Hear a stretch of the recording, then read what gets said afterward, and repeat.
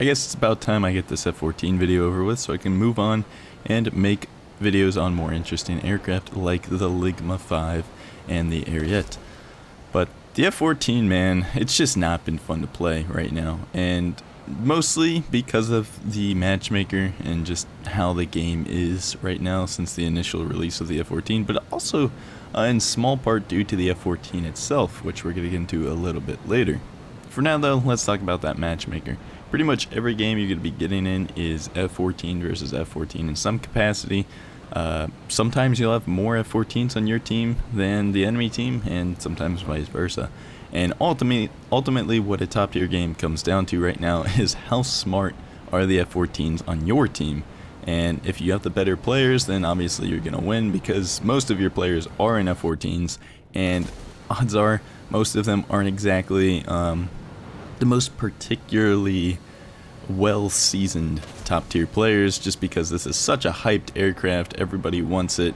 Don't get me wrong, there's plenty of skillful F-14 players right now because all of the existing top-tier players want to play it as well, but there's not been an aircraft that draws this much attention, and therefore you're going to see a lot of brand new top-tier pilots that kind of just rush their way up to get it. Kind of snowballing onto the Matchmaker being all F-14s, that makes the gameplay very unfun for me because it's pretty much just turned into a SAR spam and dodge fest, and you just got radar homing missiles flying everywhere in the sky, and you're just constantly like chaffing them and evading them at all times, and it just gets really stale. And that's where I'd like to at least bring up the idea. It's not my idea, everybody's been saying it for a long time, but if you're gonna have planes with 6 radar homing missiles, it's probably high time for a player count decrease on the matches. I've actually been lucky enough to play a couple of games that were like 7 versus 7 and 8 versus 8, and they were a lot more enjoyable just because there was pretty much still all F-14s, but there's just less of them, and therefore less SARs flying through the air at one time, and it was a little bit more manageable. But the way the teams are right now and the way the top tier matches just play, it's pretty hard for me to have a very conclusive opinion on the F-14. I'm probably going to have to make a second video once the Matchmaker kind of returns back to normal, but the gameplay right now, it's just hard to tell. It plays nothing like it had previously, and like I said, it ultimately comes down to who's got the better F-14s on their team. That being said, there are two things that stayed the same with the F-14 from the dev server onto the live server, and number one obviously being its flight performance is insanely good, and that hasn't changed. It did take a little bit of a nerf somewhere there between two of the dev servers, so that hasn't changed. We still have the nerfed version of the Tomcat, which is fine and dandy because it still has better flight performance than literally everything else in the game except the J7E, and even then that's arguable. When it comes to the J7 versus the F-14, it's pretty much a matter of who plays their fight better, and that's going to be your winner. The second thing that carried over from the dev server to the live server that I really wish hadn't, because I think it is extremely stupid, is the the heat of the F-14 engines is just too much for the flares to compensate for. And that pretty much means that like 50% of the missiles found on other aircraft in top tier, the F-14 literally cannot flare them from 6 o'clock aspect. The ones that you're going to fail to flare like 95% of the time include the R-24T, the R-60M, the AIM-9L, and the AIM-9G and H, and I guess probably the D as well. If these missiles are launched from directly behind you, you can try to flare them, but more importantly, make sure you're trying your best to outmaneuver these missiles rather than rely on your flares, because even if you cut afterburner and start maneuvering, the missiles are not going to care if they're launched from directly behind you. They will still hold lock right onto the back of your engines and go all the way up the exhaust pipe. The AIM-9L and the PL-5B are also extremely difficult to flare from 6 o'clock in the F-14, although with the afterburner cut they're not quite as annoying to deal with. Just keep in mind that more often than not you probably still aren't going to be able to flare them from a 6 o'clock aspect.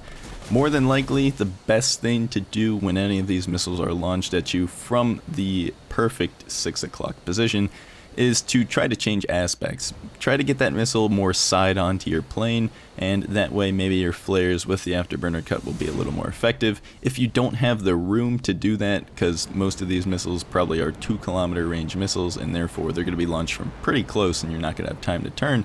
If you don't have that room to turn, then just try your best to outmaneuver them. Otherwise, you're going to be eating that. Now I want to go ahead and talk about the Tomcat's loadout, because it's not, well, compared to other planes, it's not a terrible loadout, but as far as top tier meta goes, it's a terrible loadout. Because this plane requires basically reliance on SARs to get kills, semi-active radar homing missiles, and it's got the AIM-7F, which as far as Fox 1 missiles go, the AIM-7F is pretty much as good as it's going to get. The R-24R is debatably better, but the AIM-7F is widely accepted as the best Fox 1 missile in the game. The problem is that it's still a Fox 1 missile, and this is just not the meta way to get kills at top tier. That ship has long sailed, and they are simply just too easy to dodge to actually be comfortable relying on these things to get kills. You can see in this clip right here, they're being dodged with relative ease here. And that's not uncommon. The AIM-7F is, like I said, it's pretty easy to dodge. People that actually know what they're doing are going to be able to deny your launch entirely, and still, even if you do get the launch off and it starts tracking, it's extremely easy to either evade it or break the lock. This FG didn't quite understand that, but the MLD that I'm going to shoot at does understand it, and of course I'm not going to get the kill because of it. So let's talk about the concept of Fox 1s and why they used to be so strong on War Thunder, and, well, why they're not anymore. They used to be so strong because they pulled so damn hard, they tracked so damn well, and the radars were pretty difficult to actually notch in Pulse Doppler, for example, and the missiles themselves were also pretty damn difficult to notch. You had to be a perfect 90 degrees. They used to be able to lock on and fire from cold aspect positions a lot easier than they are now, and just in general, the speed gates of the missiles weren't such a problem like they are anymore. All of these things have been slowly getting nerfed harder and harder over time, to now we're in the present day, and you can honestly one-chaff every single SAR missile in the entire game. You can pre-chaff them to deny a launch entirely, and if that fails, then you can honestly just evade them with a simple roll. It's really not that hard to do. And like I've always said, any missile that you see launched at you in top tier is easy as pie to evade, and if you just take 10 minutes to learn how to do so, you'll honestly never die to a missile that you see coming ever again, unless you're in an F-14 and it's a 6 o'clock launch with an R60M, R24D, or A9L. Now I think pretty much everyone's going to agree with the fact that if you do know what you're doing, you're not going to be dying to missiles that you see coming. I actually see a lot of people that would share that opinion. But they will still defend SARs somehow. So then we have to get into why would they be worse than IRs if they are both going to miss under the same circumstances. And that's because when you take everything that we've just said, the IRs are heavily favored in being deployed in circumstances that will actually allow you to get a kill. The IR missiles do not give you an RWR warning. That's 50% of the SAR's problem right there, is it tells everyone you're shooting at them and where exactly you're shooting at them from.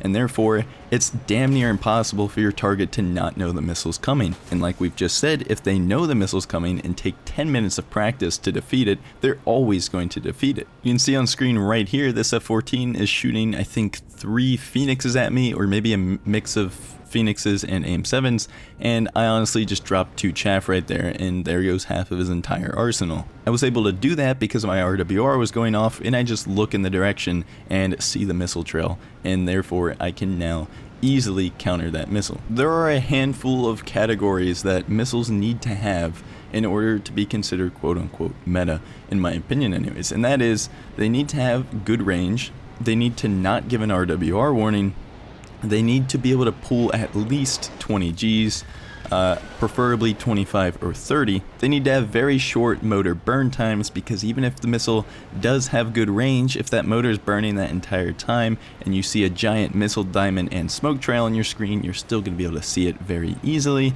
And one of the most important things that is very often overlooked amongst top tier players is you need to be able to fire and forget that missile. Because when it comes down to carrying matches and being a high impact player, you need to be everywhere at once. You have to be constantly switching between targets, helping various teammates, going after a more potent threat in this particular situation, and then 10 seconds later there's a whole new threat that you need to eliminate in that situation.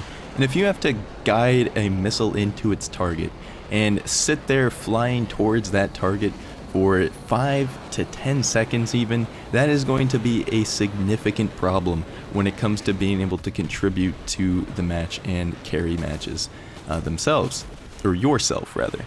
I would also like to point out on screen here that AIM-7F was just launched at me as I was stalling out within 4 kilometers of me, and I still managed to defeat it in about 4 chaff on 0 airspeed. That is the state of semi-active radar homing missiles, and as I've said before, you are of course going to be getting kills with these missiles. I'm not saying that they're completely useless, and especially when you look at the other loadouts of other planes at top tier, they do still mostly consist of reliance on semi-active radar homing missiles. So when it comes to that aspect, the F-14's loadout is pretty good because it has a lot of them and it has a lot of missiles that other planes also have. But I'm just saying that pretty much all of 3 planes right now in top tier have what I would consider a quote-unquote meta loadout, and the F-14 is not one of them. Is it a better loadout than most top tier planes? Yes, absolutely. Are you still going to be getting kills with AIM-7Fs very often? Yes, absolutely. A lot of top tier players have no fucking clue what they're doing. But as I've said before and will keep saying, I do not form my opinions on what is meta, what is best, what is most effective based on what players that don't take the time to learn how to play the game are able to do with a certain plane or certain missile, or you know, whatever it may be. And I know there's a lot of J7E on screen right now for a supposed F-14 vid, but that's just because I want to clarify what I feel like the meta of top tier is and why the F-14, in my opinion right now, is not exactly coming into the game, breaking the meta and completely changing it. Is it still a very good aircraft? Yes, it is still extremely good. But it's just always going to be second best to this monster on screen for as long as the mechanics of top tier stay the same. It doesn't matter what aircraft are introduced, it matters more about the mechanics we have right now as far as dodging missiles, chaff, radars, missile speed gates, and stuff like that. I'm dodging these AIM-7s no problem, and then I'm launching my missiles at F-14s 4 kilometers away that have absolutely no idea I ever shot at them, and of course I'm killing them and they're not killing me for that very reason. Top tier is a battle of looking around and spamming your mouse all over the place while holding C. You cannot be looking in all directions at all times, or else you're never going to actually impact a game, and that's usually when people are going to die, is between them looking around and not looking around, and somebody sneaks a missile up their ass when they're not looking around. You simply cannot do that with a SAR missile, and you're going to be able to do that with an IR missile, especially one that has extremely long range and very short motor burn time for minimum time on screen of that missile diamond. I just want to reiterate one more time, the F-14 is a very good plane. It's by far the best thing the US has in their tech tree. It's better than pretty much everything Russian, and the Russian tech tree as well. It's better than a lot of things, pretty much everything. It just comes down to how you're able to get these missiles off the rails and how effective you can be with it is where the speed bump is going to be. And again, that's pretty much going to come down largely to just luck. Does your target know what they're doing or not? More often than not, they probably won't know what they're doing, and that's a great thing for you. But on the off chance that somebody actually does know how to play top tier and they do understand the basics of missile evasion, then you're going to be going guns only, and you're going to be getting into a little bit of a dogfight because you have no missiles that are going to actually be viable for killing somebody that knows how to evade them. Speaking of evading missiles, right here is just an example of the AIM-9. It was probably an H, just not giving a damn about my afterburner being off. Me pulling as hard as I can and flaring at the same time. That's going to be a big problem for you Tomcat players out there, and I wish it wasn't like that, I really do. I think that's extremely stupid as far as balancing goes. I would have personally just rathered the F-14 taking another slight nerf to the flight model rather than have some stupid mechanic like that that's just meant to be nothing short of annoying. And I also just want to point that out a couple times so that way you're not completely molding when you die in that type of situation because your flares aren't working because, well, that is intentional. We'll end the video with what an average F-14 game is kind of going to look like. Of course, F-14 versus F-14 missile spamming. That's what it's going to look like. And you saw there at the beginning of the game, I had an F-14 locked, or somebody locked. Unfortunately, I was not able to get my shot off on time, and then I ended up seeing missiles flying through there. I can only assume they're being shot at me, so we go ahead and take the appropriate evasive action, and then go ahead and try to re-engage. No dice on the re-engagement though, so I'm just going to go ahead and fly across the map and look for more targets. He seems to be the only guy that flew that direction, and my teammates are going to clean him up rather easily. Here we have a shot with the AIM-9G. I'm using the AIM-9Gs instead of the AIM-9H because, well, unfortunately, the colors got me. If you guys don't know, typically the better missile is the yellow one, and the average missile is the red one, and of course the worst missile is the white one.